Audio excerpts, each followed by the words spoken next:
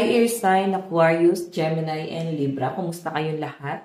So, air sign, ayan. Bumalik na ulit ng ating daily. Okay, tagal natin nawala and na-busy. Okay. Kasi lately, na-realize ko, no, kung bakit ko siya tinigil. Parang hindi na siya tinatangkilik, no. So, parang kesa mag-aksaya ako ng oras. So, hindi na lang ako gumawa, guys.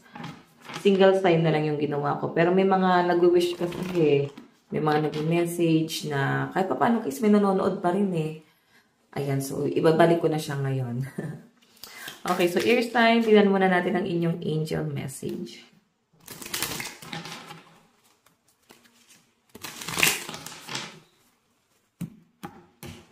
Okay. Air sign, Aquarius, Gemini, Libra.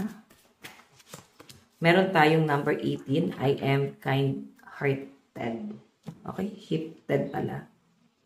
Okay, so sabi dyan guys, ay makalaki na kita ng angel number 18. So sabi dito guys, you are both open-minded and open-hearted. And your ambition is to live this world better than you found it. Ensure that your goals are aligned with the collective need and with the highest good for all. Ayun.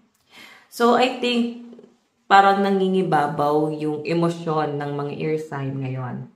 So, sinasabi nga dyan guys, sinasabi rito is, be sure lang na yung ambition mo is aligned pa rin siya sa kung ano yung pwedeng makabuti hindi lang sa'yo, kundi para sa iba. Okay? As long as wala ka natatapakan, as long as walang taong parang i-judge ka or makaka-evil eye, parang ganon. Walang masama dun, guys. Okay? So, vision lang, guys, na yung ginagawa mo is talagang makakabuti. Siguro iba sa inyo, nandun ka sa point na may mga naiisip ka na parang hindi, guys, akma, no? Hindi nararapat ng gawin. Kumbaga parang merong mga bagay na dapat kailangan mo nang i-let go. May mga bagay na parang tanggapin mo na, nangyari na eh. Nandito ka na sa sitwasyon na to. So, parang wala ka na magagawa. Nangyari na. Okay, so ano na lang yung dapat mong gawin dito, air sign? Mag-focus ka na lang sa kung ano yung kaya mong gawin muna ngayon at bukas. Kasi kung iisipin mo yung past, tapos yung future mo, paano na lang guys, no? Isipin mo na lang yung depression mo and anxiety, sasabog yan guys. Kasi ang lagi mong tinitignan is yung mga bagay na malayo na or malayo pa. Tignan mo na lang muna yung mga malalapit. Like, kung ano yung kaya mo muna ngayon at bukas. Okay, so tignan pa natin guys.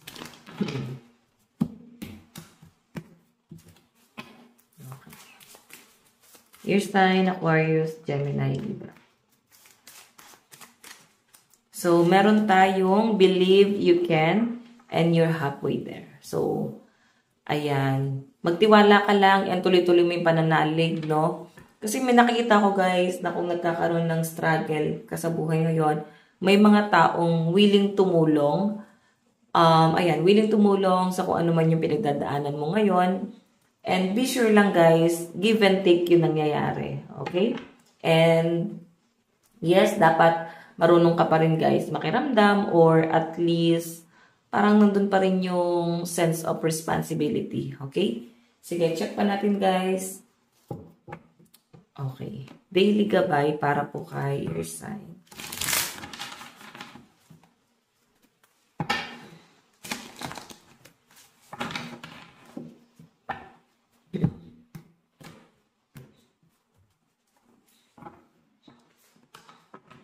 Okay. Air sign. Ayan, daming lumabas dito. Meron tayong Queen of Wands, creative passion, power, courage, fire, and power. Actually, air sign, ang nakikita ko sa inyo, parang kailangan maging balanse ka. Okay, kasi ito, pabago-bago yung isip. Nakikita ko guys, na ikaw yung tipo ng tao na napangungunahan ka ng emosyon ngayon. So, baka nandun ka sa point na hindi mo na-feel kung ano yung totoong nangyayari. Okay? So, yung focus mo kasi guys, wala sa kung ano yung malapit eh. Kung ano talaga yung nasa malayo. So, madalas sumilipad yung isip mo, nag-overthink. Pero guys, ikaw ang tipo ng tao na magaling kang mang-encourage ng ibang tao. Okay? Magaling kang parang i-build up mo sila. Parang magaling ka sa ganon, na parang ikaw yung nagbibigay sa kanila guys ng lakas ng loob. So, nawawala sa inyo yun guys kasi emosyon ang nakikita kong nababalot sa inyo ngayon. Okay? Tingnan pa natin. Your sign. O, diba? Stuck ka dito, oh. Restriction, limitation, stuck, bound, isolation. So, yes. Tinutry mong i-isolate yung sarili mo. Nakikita ko, guys, na parang hindi ka makaalis sa sitwasyon na kinalalagyan mo ngayon. Okay? Problema itong nakikita ko na na-stuck ka, na hindi ka makaalis. Siguro ang kailangan mo dito, your sign, huwag mo na muna masyadong isipin to. Or i-let go mo na. No? Parang wala na tayong magagawa. Nangyari na yung problema na yan. Ang kailangan mo na lang guys is acceptance.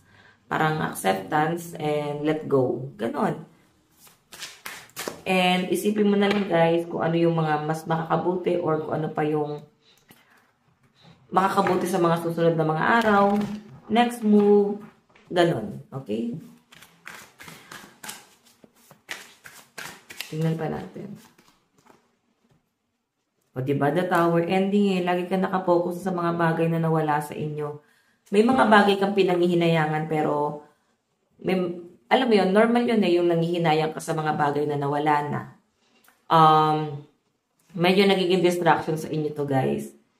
Okay? Yung mga bagay na mahirap nang buuin kasi nasira na to guys. So, ikaw nandun ka sa point na may matindi kang struggle na pinagdadaanan ngayon. Pwedeng hindi ka masyado makapagtrabaho. Kasi stuck ka dito. Okay? Ayun nga, yung desire mo, iniisip mo yun na sa malayo. Okay? Travel to and communication. Pwedeng kinikimkim mo, hindi mo siya mailabas. Kung nailalabas mo siya, guys, hindi ka nagiging balance. Kasi distracted ka eh. Okay? Baka hindi ka nagiging aware na labas ka ng labas ng emosyon mo.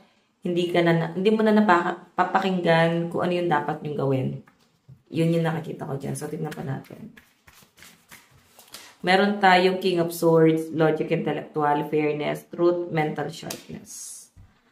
Okay. So, yun guys. So, kailangan maging matalino ka ngayon. Huwag mong pairalin ng inyong emosyon. Maging matalino ka muna ngayon. Okay? Tignan pa natin additional message.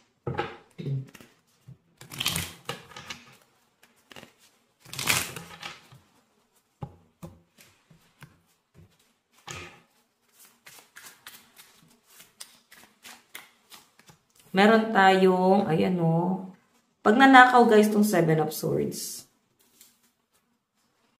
Okay, so I think yung iba sa inyo, parang napagnakawan kayo, nascam ba kayo, o hindi ka makapagtrabaho talaga. Ganun yung pinapakita sa akin guys. Okay, tignan natin. Meron tayong the Sun, Family, the Wheel of Fortune. Okay, so kung makikita nyo guys, may new beginning talagang mangyayari. Okay, ngayon, nasa safe zone ka kasi tignan mo stuck oh.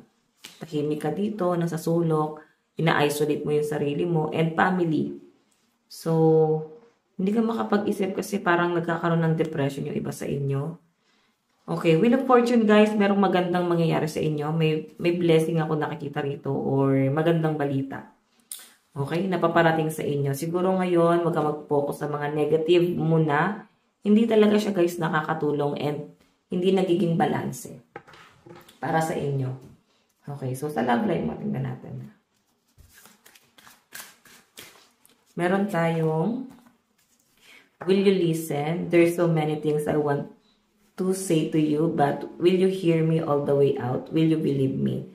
So, ayan. Siguro guys, hindi ka pinapakinggan ngayon ng person mo, hindi kayo gano'n nag-uusap ngayon. No contact. And isa to guys sa nagiging frustration mo. Meron tayong, ayun o, attached to my ex. So, pwedeng yung tinatanong mo ngayon is ex mo. Okay, so yun o. I'm attached to my ex emotionally, physically, and or spiritually. I need time and space to break this connection. So, nakikita ko guys na sobrang attached ka pa rin sa ex mo, and ganun pa rin naman siya, guys. Yung problema lang, guys, hindi kayo nag-uusap ngayon. Okay? So, air sign, ito lang po ang inyong reading. Maraming salamat po. God bless and love you all. Bye-bye.